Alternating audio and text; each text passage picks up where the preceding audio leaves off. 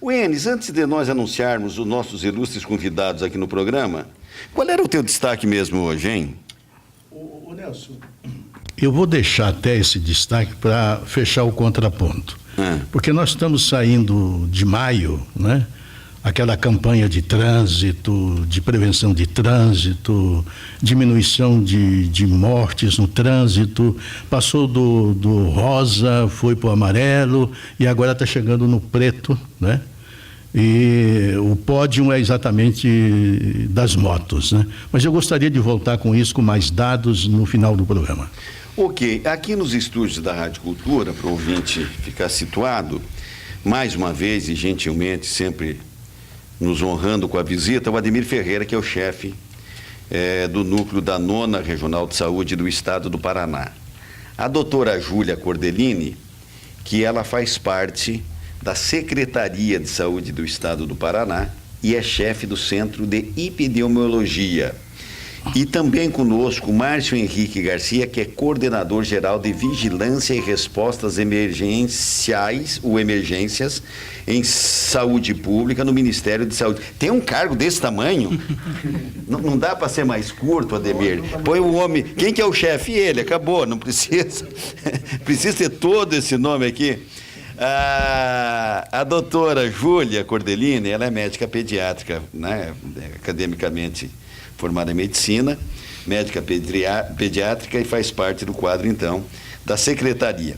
Estão por quê aqui? Márcio, bom dia, obrigado pela sua participação aqui no Contraponto da Cultura. E qual é o objetivo maior da visita de vocês em Foz do Iguaçu? Bom dia a todos os ouvintes da Rádio Cultura, um prazer estar aqui, né? Saudar aqui todos que estão aqui, Nélio, Dante, Nelson, Enes, Ademir, a doutora Júlia. Nós, representando aqui o Ministério da Saúde, estamos aqui junto com a Secretaria de Saúde do Estado do Paraná e com o município de Foz e a região regional, num momento muito importante para a gente no Brasil, na saúde pública, especialmente para quem milita na área de vigilância em saúde, né? Estamos desenvolvendo esse ano um projeto que ainda é um projeto piloto, de uma estratégia de educação permanente na área de epidemiologia de campo. Então, a ideia é fortalecer a vigilância em saúde, fortalecer, capacitar os profissionais de saúde que atuam na vigilância, mais especificamente para a detecção, para o monitoramento e para a resposta às emergências de saúde pública, ou seja, na investigação de surtos, de doenças, de epidemias, investigação de agravos inusitados, né? Esse projeto ele está sendo desenvolvido em 3 estados brasileiros, como eu disse, é um projeto piloto, então Ceará, Pernambuco e o Paraná. Ceará e Pernambuco especialmente porque tiveram epidemias de Zika vírus, parte do recurso que custeia esse projeto, ele foi angariado em função da epidemia do Zika vírus, e o Paraná, mesmo não tendo muita ocorrência de Zika, entrou pela sua importância na região sul, especialmente pelas suas fronteiras. Então, vocês estão numa área estratégica, né? Podemos dizer que temos um risco maior, que é um pouquinho maior do que outras regiões do país, quando a gente pensa em introdução de doenças. Então, este é o objetivo. A gente pode aqui falar um pouco mais de como é que se dá esse treinamento e como os primeiros resultados que a gente tem aí, mas a ideia central, a gente está aqui para fortalecer essa estratégia no estado do Paraná, especificamente aqui na região de Foz do Iguaçu. Cumprimentando, então, a doutora Júlia, eu engarupo exatamente essa observação em tom de pergunta, né? Como é que está sendo feito aqui em Foz do Iguaçu? Quem são os profissionais que é o objetivo da vinda de vocês aqui? Já foi dito. Como é que vai se desenvolver isso? Bom dia, doutora Júlia. Obrigado pela presença aqui. Bom dia a todos os ouvintes, bom dia a todos os amigos aqui da Rádio Cultura. E é um prazer estar aqui. Por quê? Porque esse curso, esse treinamento envolve os municípios de Foz do Iguaçu, envolve também a Regional de Francisco Beltrão, município de Francisco Beltrão, e já aconteceu uma primeira turma em Toledo, envolvendo também o Moarama, envolvendo o Campo Mourão, para que nós possamos, no estado do Paraná, estar com as equipes que trabalham na vigilância e na atenção primária, atentas e capacitadas para responder a qualquer doença que, porventura, possa trazer agravos à população. Então, Foz do Iguaçu tem essa característica de ser sempre um polo de atenção da Secretaria do Estado pela questão da mobilidade que aqui tem, da questão do parque e da questão da população estar sempre em contato com o Paraguai e a Argentina. Então, só isso faz da região de Foz uma região que precisa ter muito cuidado e equipe permanentemente capacitada para que o cidadão se sinta protegido na sua saúde integral. Deixa eu fazer uma pergunta para a senhora, depois eu passo para os demais. Doutora, nós temos alguns índices aqui que, se comparados, Foz do Iguaçu é meio que aquele da classe meio que relapso, né? O aluno meio que relapso. Então, por exemplo, nós aumentamos, infelizmente, o índice de mortalidade infantil da forma como é ferida por Organização Mundial de Saúde, enfim, secretarias, etc., etc., infelizmente. Quando um esforço do governo do Estado, Prefeitura, Regional de Saúde, etc. e tal, então vamos destinar um lote de vacinas para dengue, a mais para Foz do Iguaçu, exatamente por essas questões de geografia, esse trânsito internacional aqui em Foz do Iguaçu, mas sobra a vacina. Aí não vai gente se vacinar, vacina-se menos do que haveria. Do que o esperado. Idem vacina para influenza. Para influenza agora. Para idosos, para diabéticos, enfim, doenças crônicas, gestantes, professores, crianças, etc. E tal. O que ocorre isso? É uma falta de um entendimento, ministério, secretaria estadual, municipal? Por que ocorre isso? Ou é a população que relapsa? Tem um pouco disso, com certeza absoluta, em relação a isso. Olha, eu acho que você traz aqui uma possibilidade de debate imenso. Quando nós falamos de imunização, nós falamos de um calendário de imunização, né, que tem vacinas dirigidas à criança, ao adolescente, ao adulto e ao idoso. E dentre essa questão da dengue, vamos começar pela dengue. Nós tivemos, o ano passado, a maior epidemia do estado do Paraná. E por isso mesmo que teve essa grande estratégia inovadora da vacina da dengue.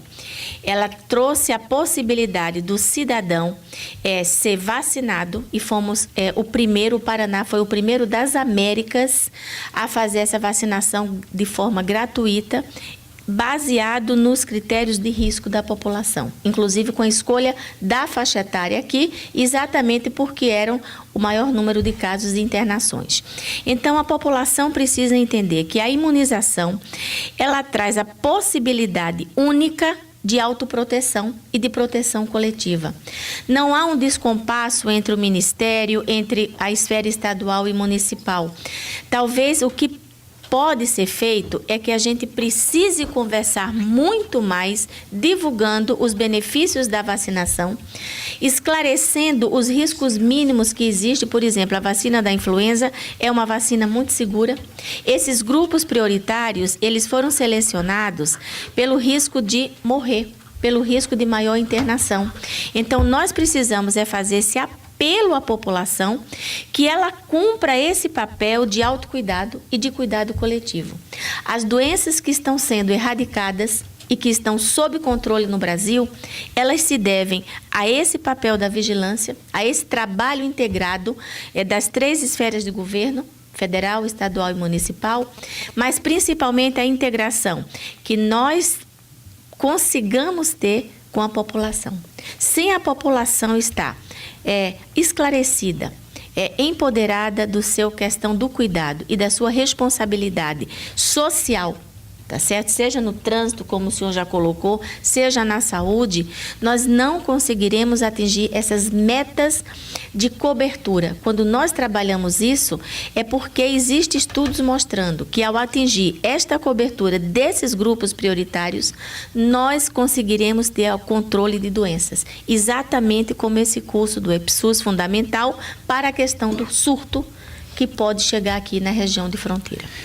Antes de eu passar para o Enes e daí fazer uma observação, diga ali. Doutor Nelson, a dona Nadir, que é o nosso ouvinte aqui, acabou de ligar desesperada aqui na rádio, pediu para a gente passar uma informação. Acabaram de furtar a moto do filho dela, uma Honda 150 de cor prata com placa ARF 5961. Foi furtado em frente ao posto de saúde da KLP. O filho dela sofreu um acidente dias atrás. Foi fazer um curativo. Enquanto ele entrou fazer o curativo, levaram. Então, vou repetir. Uma Honda 150 de cor prata. A placa da moto ARF 3961. Se alguém tiver alguma informação, entre em contato urgente com a polícia. 190? 190. Liga no 190. O Enes, eu vou passar para você fazer a pergunta aos nossos convidados, e eu quero, aproveitando, achei inteligentíssima a colocação aqui da doutora Júlia. Eu acho que os meios, acho que você vai entender a minha colocação, Enes. Os meios de comunicação, junto com os governos, de qualquer nível. Economia não é um problema para se falar em emissoras de rádio e televisão. Segurança não é um problema. Né? Todo dia. Seja como informação dessa do Eli, que instantaneamente, olha, roubaram isso, fizeram aquilo e tal e tal. Saúde. Conteúdos de saúde, o que a gente vê dos governos, não é o governo estadual só, olha, chegou o frio, você pode ficar gripado, se vacine. Tá? Passou o frio, não se falou mais influenza, não se falou mais nisso, tá? Vai ter, digamos, o risco da moda sazonal. Então agora é dengue, agora isso, agora aquilo. Por quê? Nós tínhamos um programa de rádio aqui, Márcio, feito com o Ademir e a equipe dele lá do Polo Ambulatório. E eu achava que não ia dar nada. Eu falava, não vai ter gente querendo fazer interlocução. E vinham aqui, falavam de diarreia de criança, chovia de telefone. Falava de coceira, não sei das quantas, chovia de gente no telefone. Falava de cirrose hepática, não sei o quê, já tinha um monte de gente falando. Falava de câncer de pele, um monte de gente palpitando em termos de pergunta, e eu tenho, e meu tio, e aí tá. Então eu penso que os órgãos de comunicação, com os órgãos governamentais, haveriam de criar esta agenda com esses conteúdos. Mas não aquele cara para fazer discurso para vereador, tá? Não, vocês estão entendendo o que eu digo. Não, agora vai vir no seu...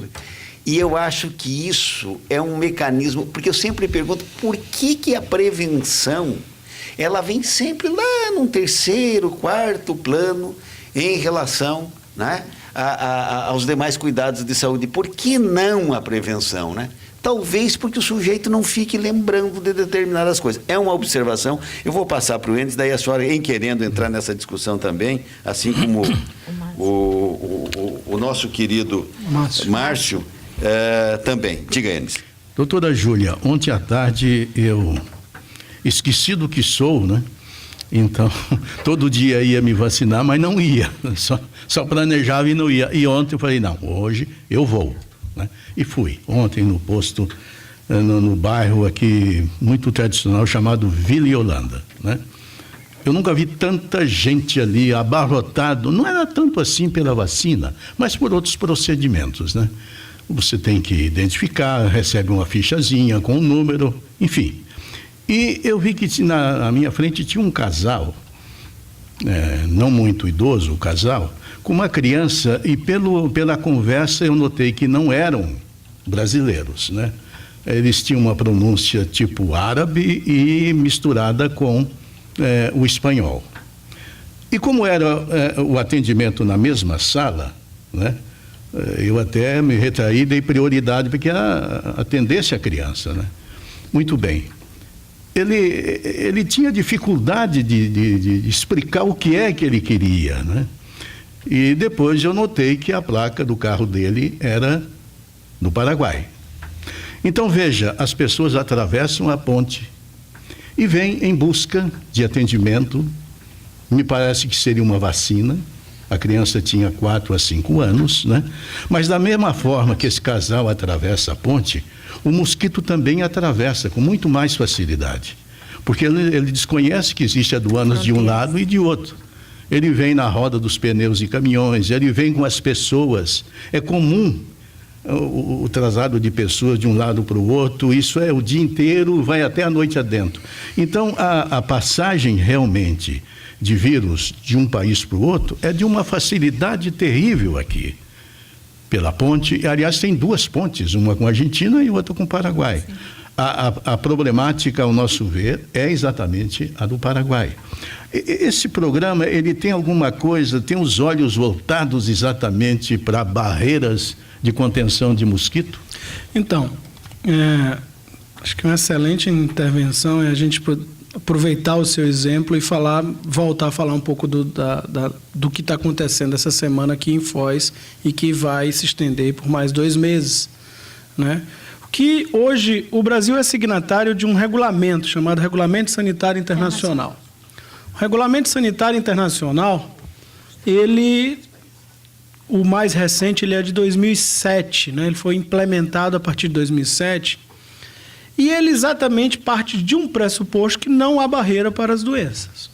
E é uma verdade. Você mesmo citou isso. Nada vai impedir que o mosquito que transmite uma doença ou que até uma pessoa portando um vírus, uma bactéria ou qualquer agente etiológico traga uma doença, ainda sem apresentar sintomas e venha desenvolver sintomas aqui. Então, ele parte desse pressuposto e ele recomenda que nós não temos muito o que fazer para evitar a entrada, mas a gente tem muito o que fazer para fortalecer o sistema de saúde, para que a gente identifique esse problema rapidamente e, identificando rapidamente, a gente responda rapidamente. Responda na saúde pública significa controlar, evitar que aquela doença se torne um problema de saúde pública. E este é o conteúdo do nosso treinamento. A gente é um treinamento em epidemiologia e eu acho que vale a pena a gente explicar para a população que palavra bonita é essa, epidemiologia, né? A epidemiologia é a ciência que estuda os eventos de saúde numa população. Nada mais é que estudar a ocorrência de doenças, a ocorrência de acidentes, analisar as coberturas vacinais, analisar o acesso às unidades de saúde, ou seja, analisar eventos de saúde numa população.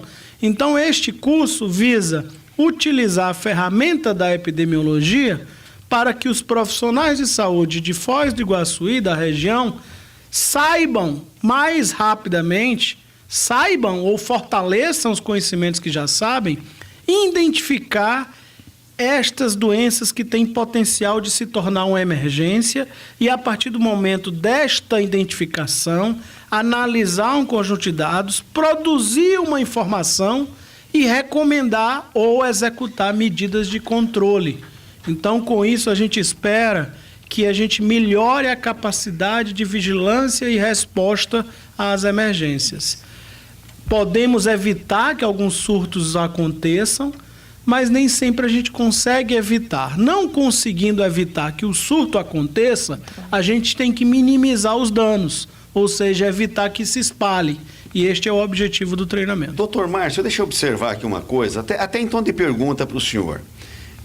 Levando em conta a característica, né? O estado do Paraná, se nós pegarmos de Dionísio Cerqueira para cá, nós vamos ter Dionísio Cerqueira, Barracão, Dionísio Cerqueira, Santa Catarina, tal. Quer dizer, ali um passo para lá, um passo para cá, você está num estado, está num país, está em 2 países e 2 estados brasileiros diferentes, em 3 municípios diferentes, um internacional, 2 nacionais. Aí tem San Antônio, aí temos o Andrezito e chegamos aqui na nossa região de Foz do Iguaçu.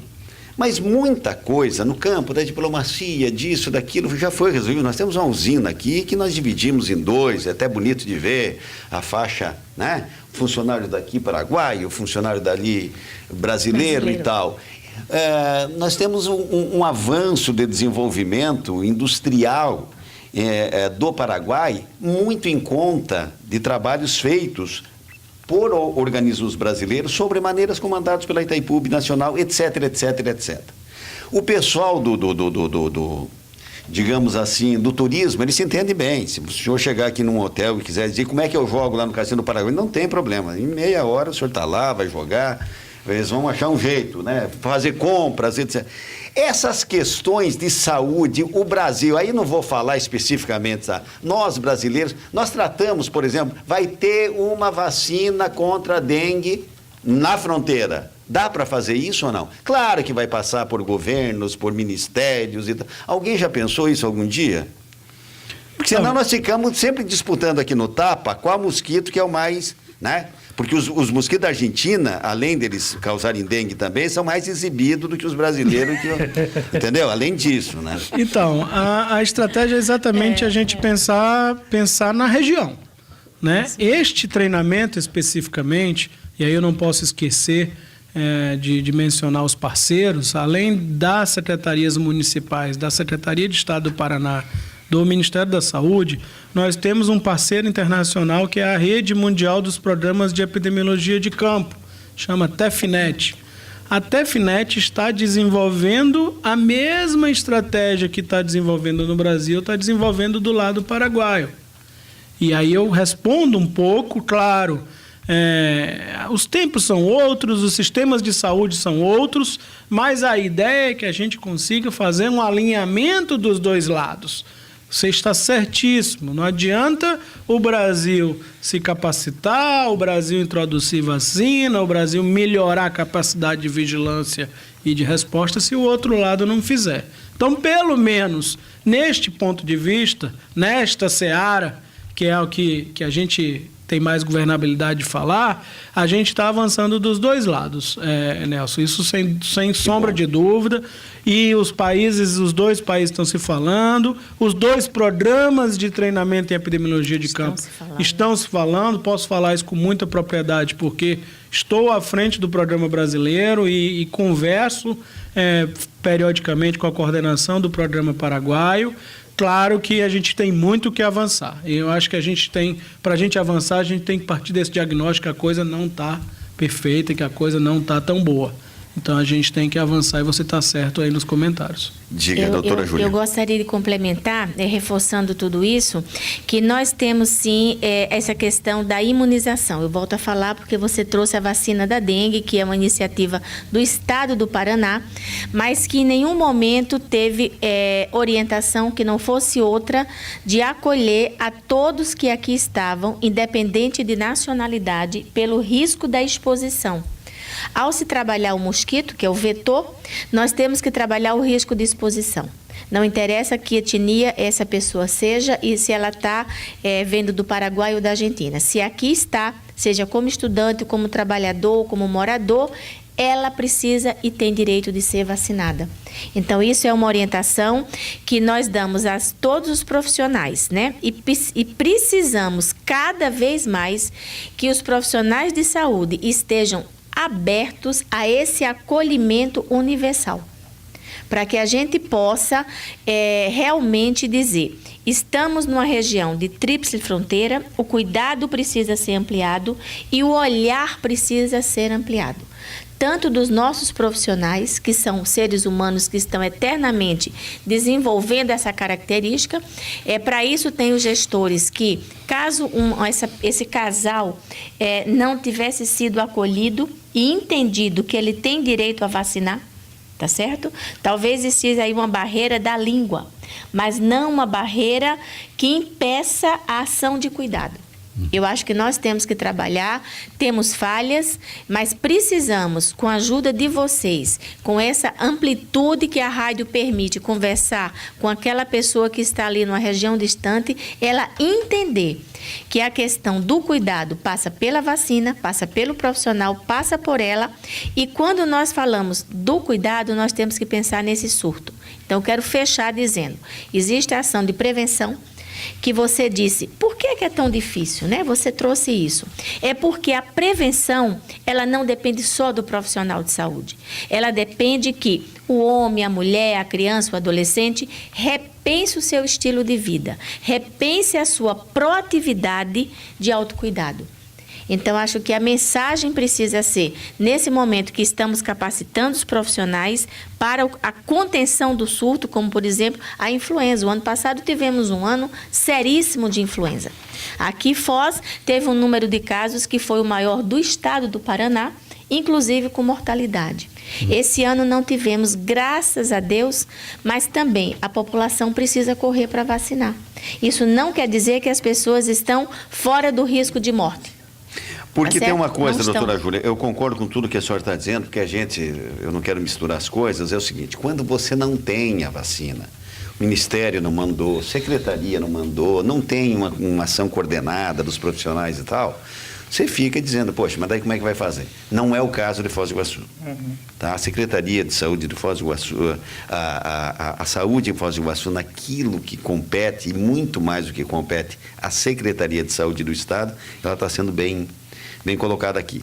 Agora, para você finalizar a nossa entrevista, Nélia, eu quero, antes de você finalizar, você percebeu que o Enes, em 5 minutos de um posto de saúde, ele identificou a nacionalidade das pessoas, tá? Sotaque, chassi do carro, entendeu? Chassi não, placa. Placa. Ah, tá. Mas é que você não se debruçou, né? Você estava meio... Não, se ficasse mais um minuto eu E os caras identificaria. não decifram a fita de Brasília ainda. Mas vai lá. Enes, pega o avião das duas e vai para lá, Enes, que você resolve isso em 2 minutos. Mas diga lá. Cuidado que vão cooptar o Enes. Em relação... Um ano é o problema da dengue. O mesmo mosquitinho, mesmo que ele tenha sotaque espanhol, seja mais exibidinho como o da Argentina. Né? Mas no outro ano estoura a questão da zika, com o mesmo mosquito, com a mesma situação. Se demora um pouco para detectar o que é, como é. Nessa prevenção toda, há algum receio novo? Algo que possa vir como uma doença nova, talvez com a mesma origem, do mesmo segmento de mosquito, Mais ou alguma ainda, outra né? coisa que, pois é que cada ano pinta algo Mas novo. é o fio do diabo esse mosquito. Então. Parece. Há algum receio nesse sentido? Excelente pergunta, Enes. Assim, não só em relação ao Aedes, mas assim, você tocou num assunto que tecnicamente a gente chama de doenças emergentes. O que são as doenças emergentes? É igual aquela história da sociedade, né? Quando a pessoa é rica e fica emergente, mesma coisa. Doenças emergentes são as doenças novas. Ou as reemergentes, aquelas que foram do passado e voltam. Né? Então, temos sempre alguma coisa emergente a chegar, infelizmente. E o que a gente tem que fazer é exatamente melhorar a nossa capacidade de vigilância. Em relação ao Aedes, são centenas de arbovírus, ou seja, de vírus semelhantes, e que o Aedes pode transmitir vários desses. Né? A gente tem doenças semelhantes que já foram identificadas no Brasil, ainda não estão circulando, como uma chamada febre maiaro. Né? Ela inicialmente lá no norte, já tem alguns registros em outras localidades. Agora, recentemente, um estudo da Fiocruz viu que o vírus da febre amarela sofreu uma mutação, né? Isso tudo são mudanças que acontecem além de novos agentes etiológicos, doenças que não circularam. Vocês acompanharam agora, tivemos uma epidemia de ebola na África em alguns países, agora já voltou em um outro país.